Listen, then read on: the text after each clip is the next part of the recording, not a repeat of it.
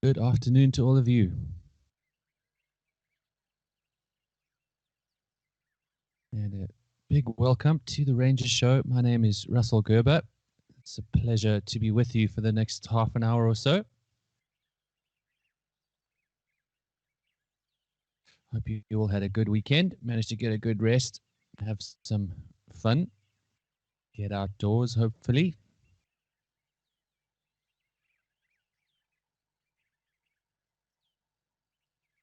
And today, of course, we're on the live cams and we'll be going through some highlights. And we're kicking off today with this gray heron attempting to take on a meal that perhaps is a little too big for his liking. You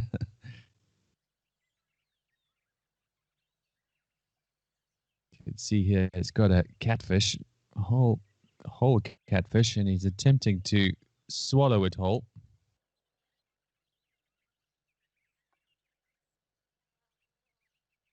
Of course, head first to avoid those barbs on the dorsal and pectoral fins.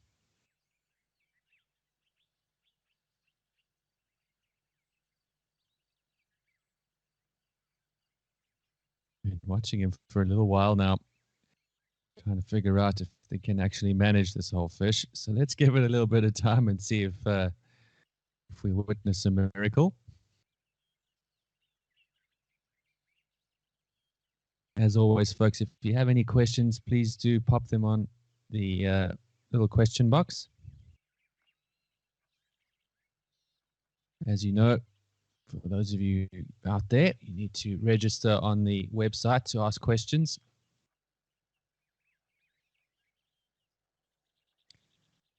It is free to do so for the time being, so please go ahead so that we can interact with you, have some fun on the shows. Quick hello to Suki, Siko, Marcel. That's all I see so far. Welcome to the show, everybody. It's great to have you with us.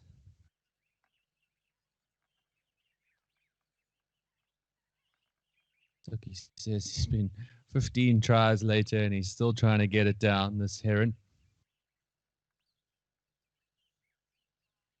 Yeah, he looks like me at the rib buffet over the weekend.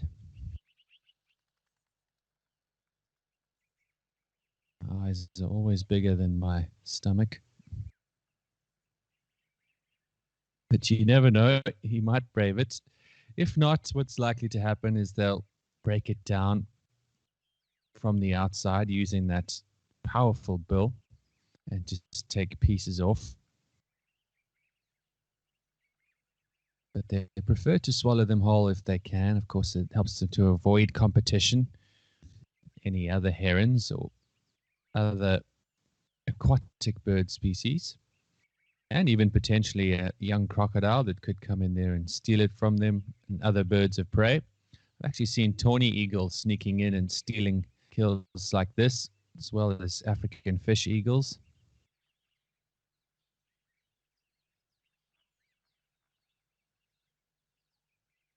As Suki says, he's been working on this for a while now. He hasn't been disturbed by anybody.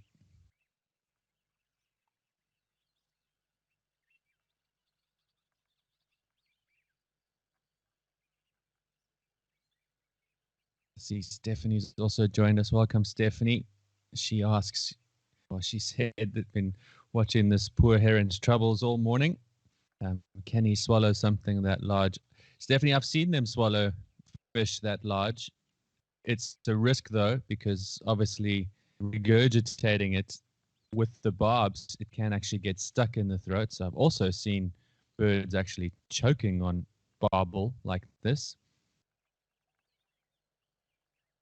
Well, there he goes. There he goes.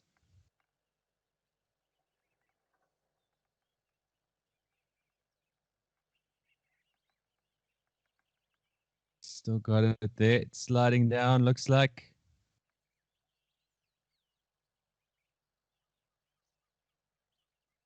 Wow, I think he's done it.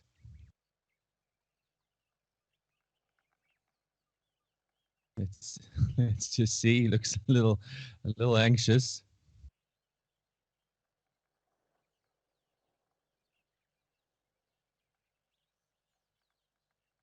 If he falls over sideways, I'm going to laugh out loud. But I think he's managed to get it.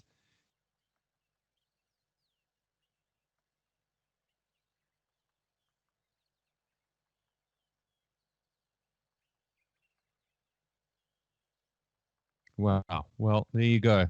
Thank you, Mr. Grey Heron, for waiting for the show to get that job done.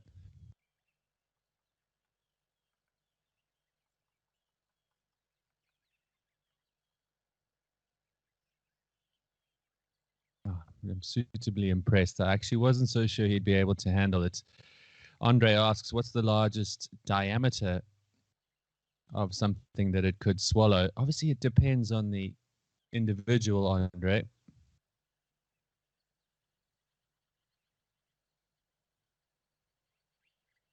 See, the bigger the bird, the more opportunity it will have to take big prey like that. They, of course, can stretch their throats quite significantly, much like humans can.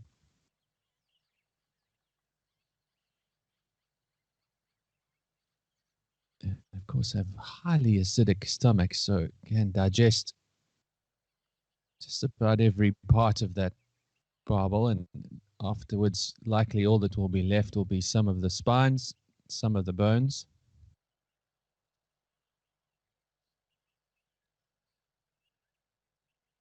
And I would say, in terms of diameter, probably not much more than 5 to 10 centimeters.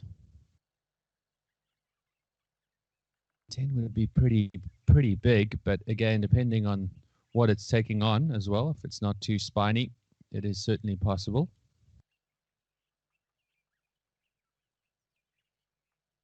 And it's time for a beer after that fish meal. It's not uncommon to see them have a drink after something like that, so you'll probably see him have a few sips of water from the water hole now.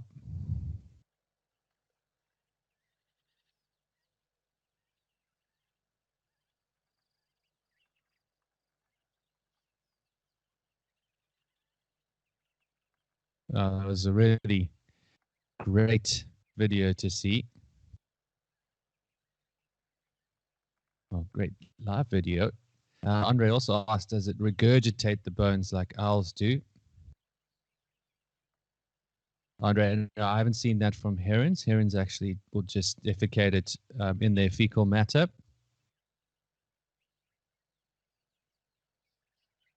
That's generally where you'll find the bones. And as I say, though, it's very acidic stomachs. For the most part, many of the bones are actually digested themselves,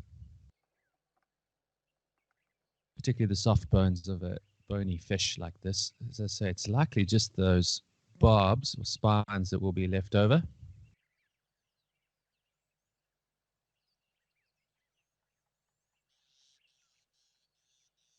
And those barbs could stay in the stomach for a long period of time until they are digested completely. Of course, birds like this are adapted to eating spiny birds, spiny fish, not spiny birds.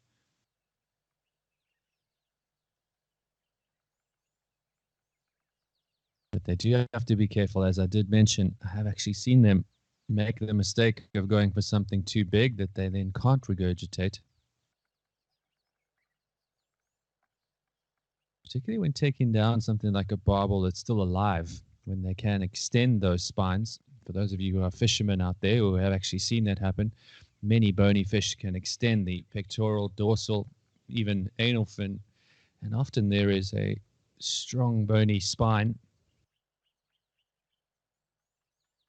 If they extend that when they're halfway down your throat, it can be, of course, very, very dangerous for the potential predator, which is why you'll see things like herons, and the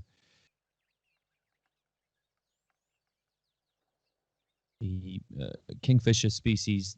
You'll actually see them beating the fish first, or using that elongated beak to spear the fish in order to kill it before they swallow it. So that's why you see that behavior for the most part.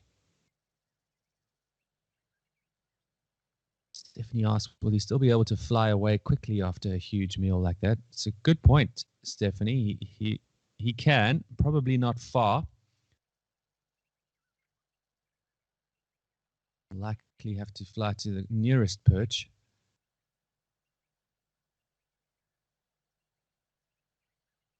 Fortunately for herons like this, majority of predators that would go for them know how or where they are, and it's unlikely that he'll be caught at this particular moment with a full belly, but they still are able to fly short distances with a full stomach.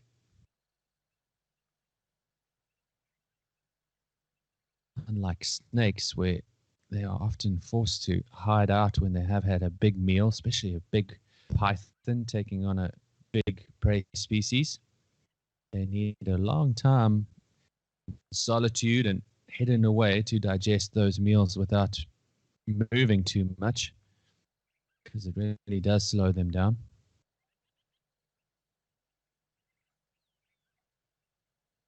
And they're just making room for that new fish meal he's just had.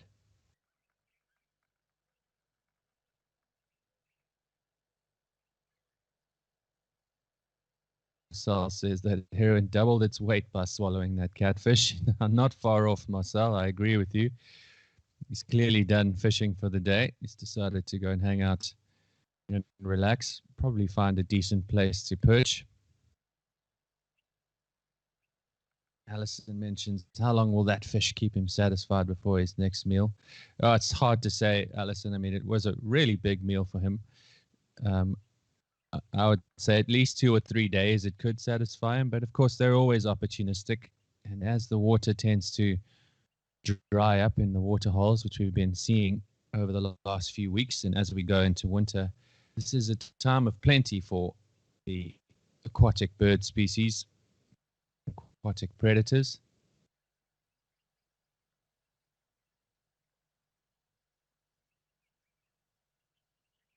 And with that, they will try to eat as much as they can when they can. So I have to admit, always shocked at how much animals in times of plenty can actually fit into their bellies, much more than you would expect.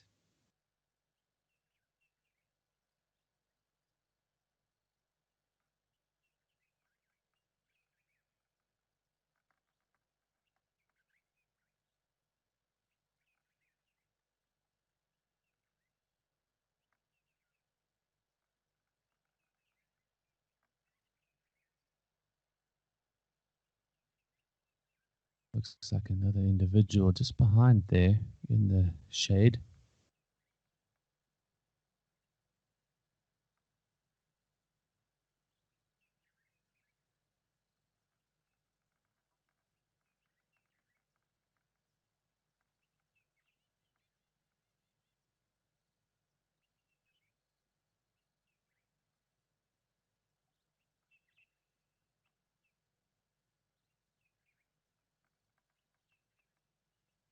Possibly a female in the shade there. I can't really make out, but it looks like it could be.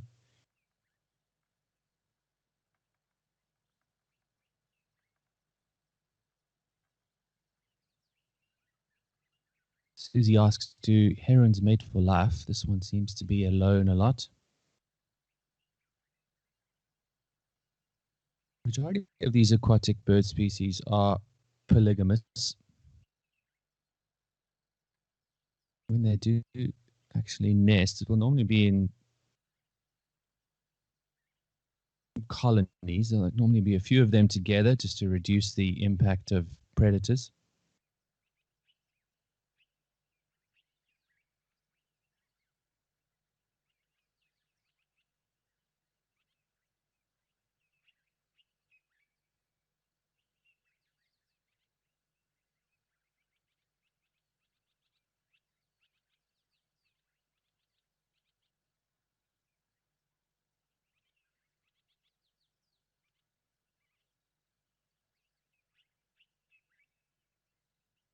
Just trying to see what species this does. Look like a different species potentially.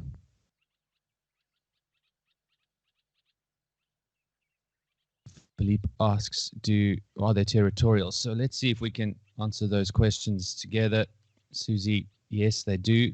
In some instances, mate for life. If one of the mates do die, they will often, the males will perform a little mating ritual to attract females.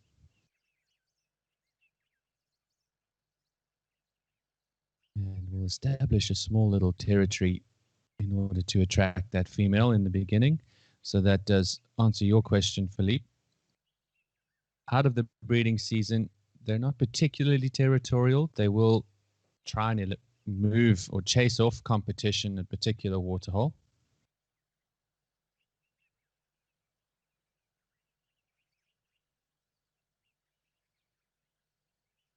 So their territorial nature tends to only occur during the mating season, and that'll only be a small patch where they will be nesting. Then changes later on. But looking at this chap now in the shade, this looks like a black-headed heron, so different species.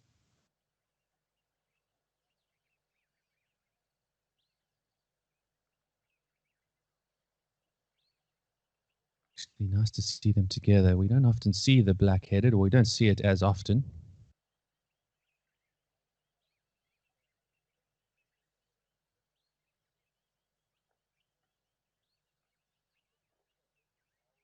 Really nice. I haven't seen one for a while. You guys out there, let me know if you've been seeing this chap, Tau. It's always nice to see the black-headeds. As I say, not nearly as common as the grey heron, which we just witnessed taking down that barbel. I see Sicko mentions here black-headed heron. Yeah, thanks, Sicko. I suspect you are right.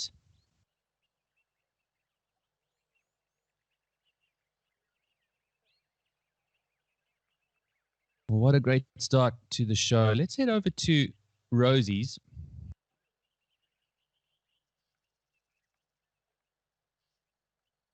Every day we get to see a fish being swallowed whole live on camera.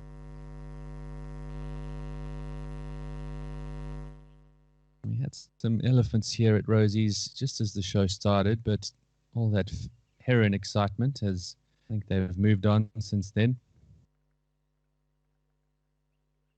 But we got some highlight videos I wanted to show you as well, folks. And I think we've got some from Rosie's.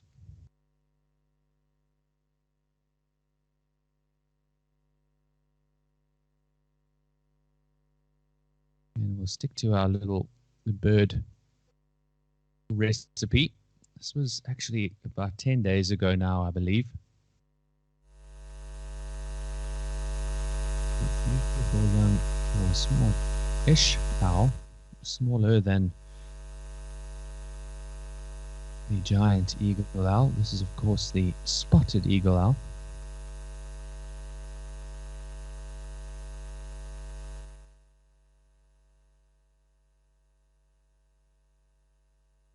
What I really loved about this video is it's just standing so still.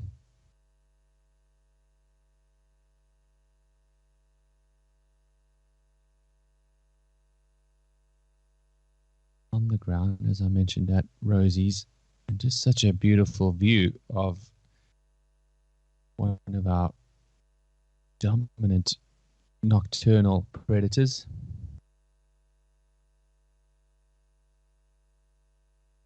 Sicko mentions that they see that he's seen the black-headed heron more often at Tau. Thanks, Sicko. Yeah, well, I'll keep an eye out for it too. That's a nice one to see.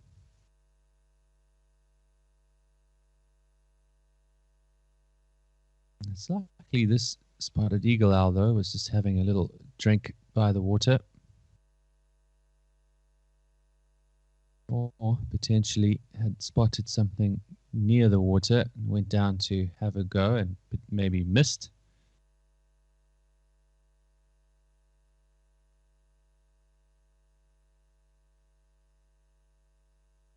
every now and again you'll see them follow up with a hunt from the ground.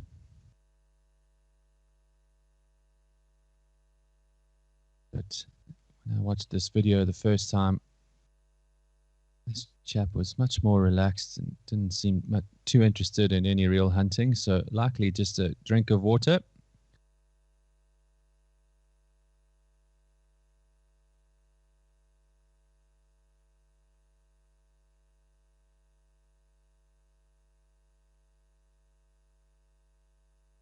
Such a cool view of such a wonderful and secretive animal.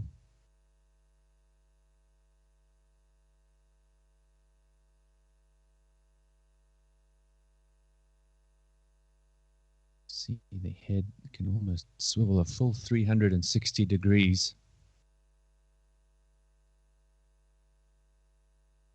Not sure if many of you know, but of course that flat, almost satellite-shaped face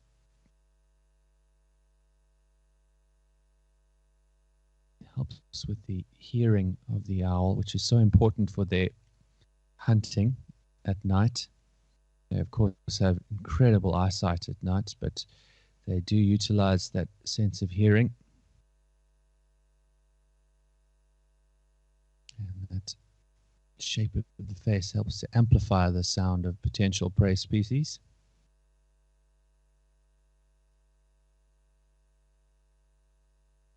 Anyway, I thought it really cool sighting of one of our great nocturnal predators.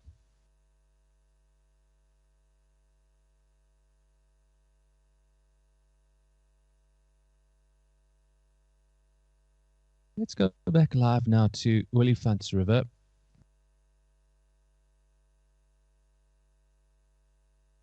Haven't been over there much in the last few days. There's been quite a lot of action. We've been seeing a few more cat species coming down in the nighttime.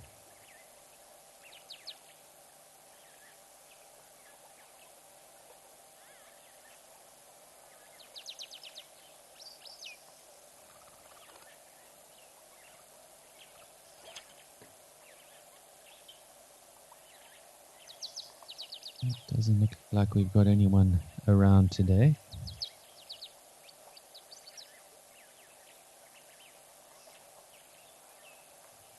Still a little early in the afternoon, potentially.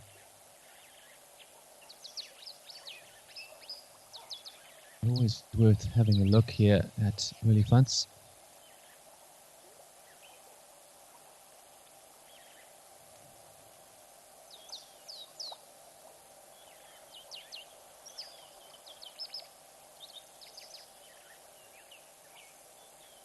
Really jumping out at us today, but again, as many of you know, still one of my favorite cameras. The wonderful views that we have.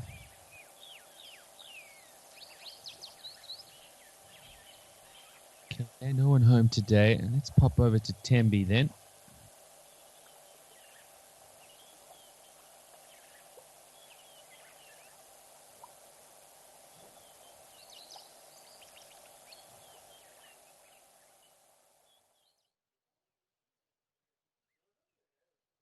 See who's around.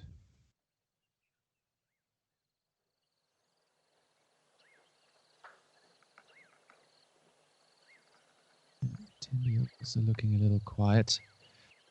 I see, Marcel, you're still up on safari. Hope you're having a great time up there. I believe you were in the northern parts of Kruger, if I remember correctly. See, you said you haven't had any luck with the mating leopards that I sent you to take photographs of. Well, keep trying, Marcel. I have faith. Marcel mentions that they did actually see a martial eel kill a Swainson spurfowl this morning. It must have been really something special to see. Actually, my favorite raptor here in Africa, that martial eagle. I just find it such a striking looking bird.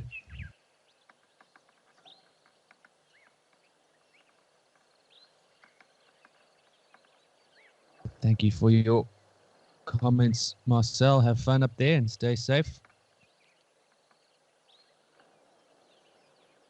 We've got a little highlight video from Tambi. We had some luck with the lions, as I mentioned. They've been hanging around quite a lot.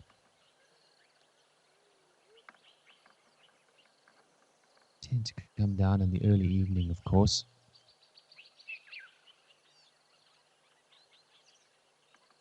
This was a lioness at Tambi at night. Give you just a moment to listen as she walks past the waterhole.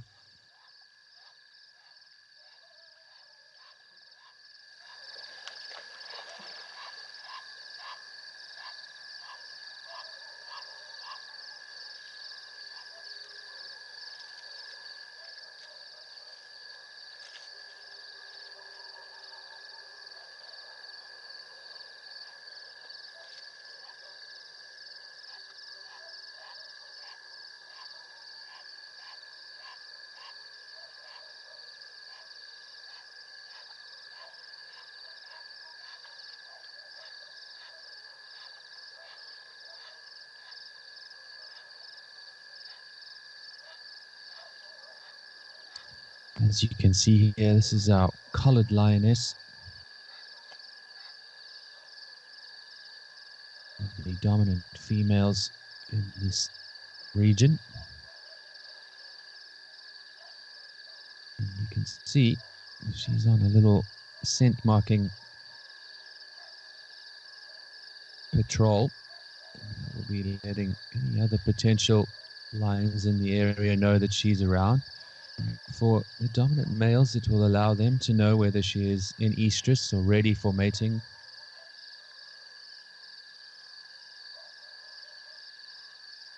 And if so, they will try and track her down.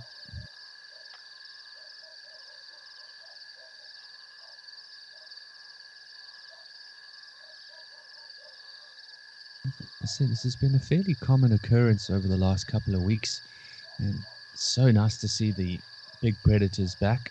I know we had a really great view of cheetah at Nkora over the last few days, so we'll go through some of those videos later this week.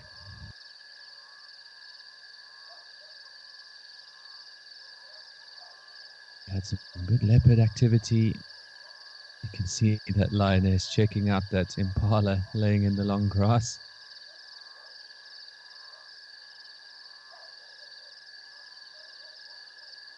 Thinking about her chances. That impala dead still. Remember that it's pitch black here. It's possible that that impala doesn't even know that lioness is there. Her eyesight is just that little bit better than the prey species she's going for when it comes to picking up the light at night.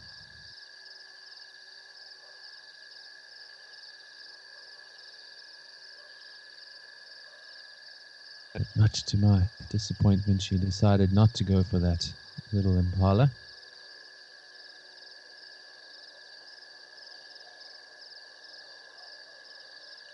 Focused more on her scent marking job.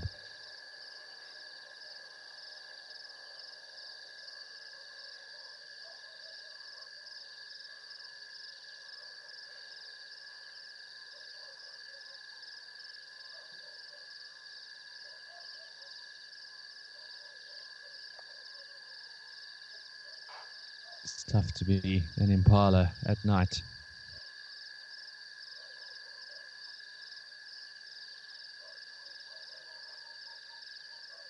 Once again, a really cool video from Tambi. As I mentioned, lots of lion activity there. Stephanie mentions that she saw lion at Tambi last night, whose right eye didn't glow in the night cams.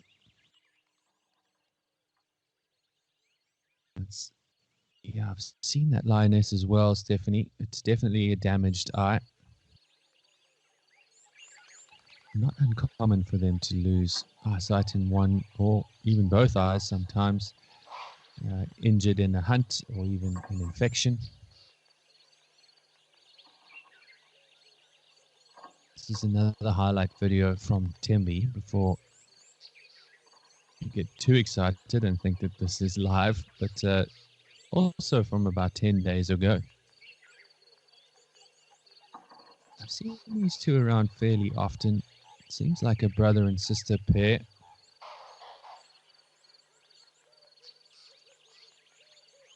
You can hear the impala alarm calling like crazy.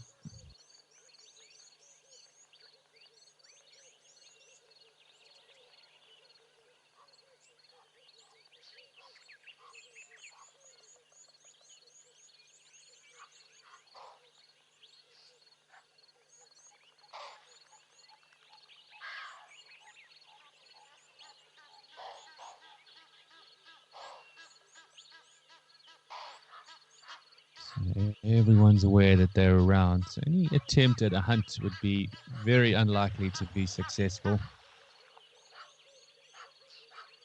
at this point for these two.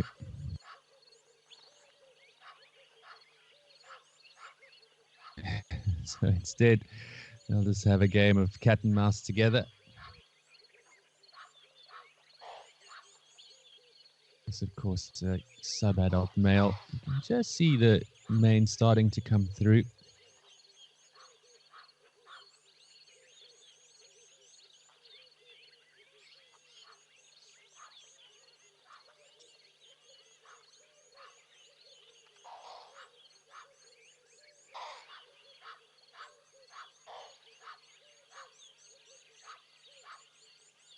These two are quite playful.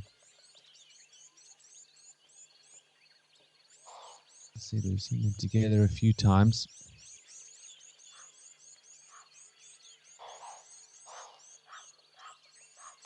This male will probably have around 6 months or so left before he will be chased out of this territory.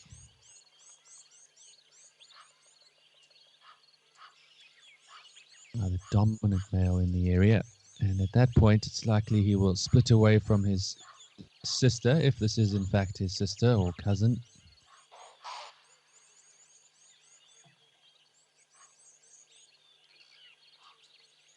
So his days of a fairly carefree life are numbered. Once, of course, he's out on his own, he will have to fend for himself for a number of years, normally until they're around 4 or 5 years old, before they are big enough and strong enough to challenge for their own pride.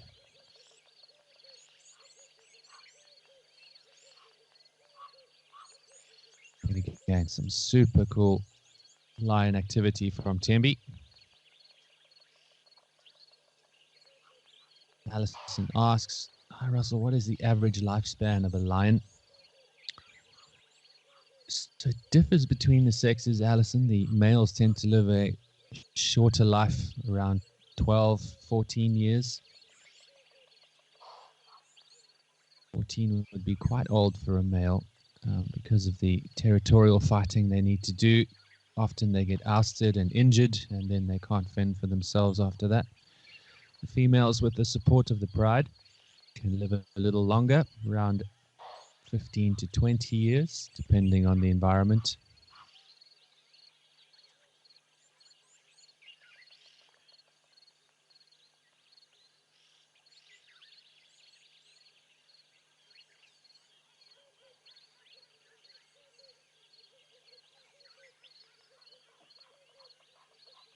So I hope that answers your question, but a lovely interaction between these two.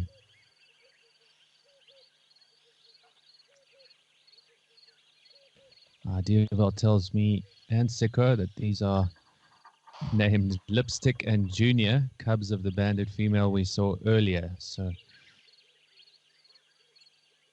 the collared female that we were watching earlier, which is very interesting that they're still together and not with mom. But the lives of lions don't tend to follow the rules.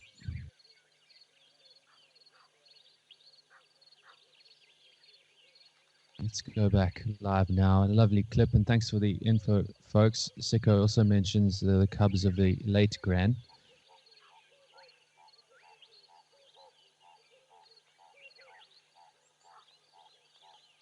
There was a group of lions up in Botswana that we used to see fairly often, two females in particular who were sisters. And the strangest thing about them is that the pride never grew. They would have cubs every couple of years, would readily mate with the dominant males. Those cubs got to around 8 to 10 months old. Those two sisters would just abandon the cubs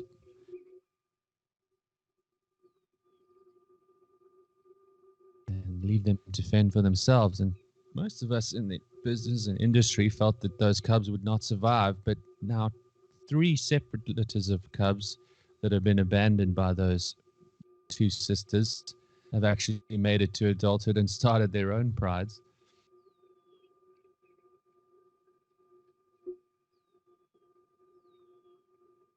And so, once again, very much unlike what it tells us in the books. But thanks for the input, Diovolt and Sicko. It's always good to have some of our fans out there informing us of some of the story that I would have missed out on.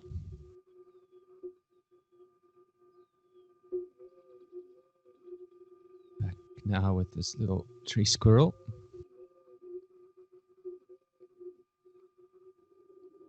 So, folks, that brings us to the end of the show for today. We've gone a little bit over today, but it's such a busy show. Always a pleasure to stick with you when there's so much going on. Thanks as always for joining us. Tomorrow we've got our On Point show where we'll be going into some detail around the wonderful wild dog. Get some great video clips from our cameras over the last few years. And of course, we'll hope to see you there to send us in some questions.